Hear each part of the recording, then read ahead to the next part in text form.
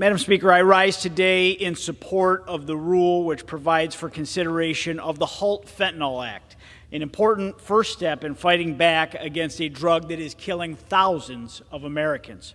The HALT Fentanyl Act is an extension of the work that this majority is doing to support our law enforcement officers and first responders.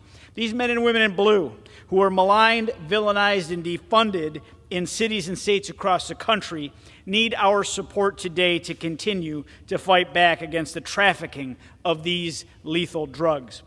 Federal, state, and local law enforcement officers, they all agree that without this important scheduling in place, the surge of fentanyl into this country will break new records, and more lives in communities will be ruined in the wake. In just a 10-day span earlier this year, state troopers in my district reported over 20 deaths from fentanyl overdoses.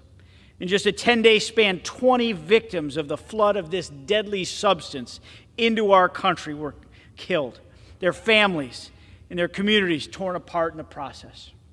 In recent years, the drug-related death rate in Erie County in western New York has risen by 256%. As is the case in so many communities, fentanyl and fentanyl-related substances are responsible for more and more of these deaths.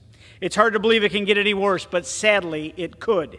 If we allow the scheduling of fentanyl-related substances to expire, we will strip law enforcement of the authority that they need to seize these extremely lethal drugs.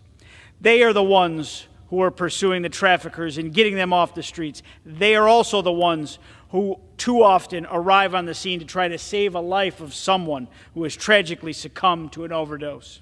I'm proud to support this legislation that will help ensure law enforcement has the tools that they need to protect our communities and save lives. Thank you, and I yield back.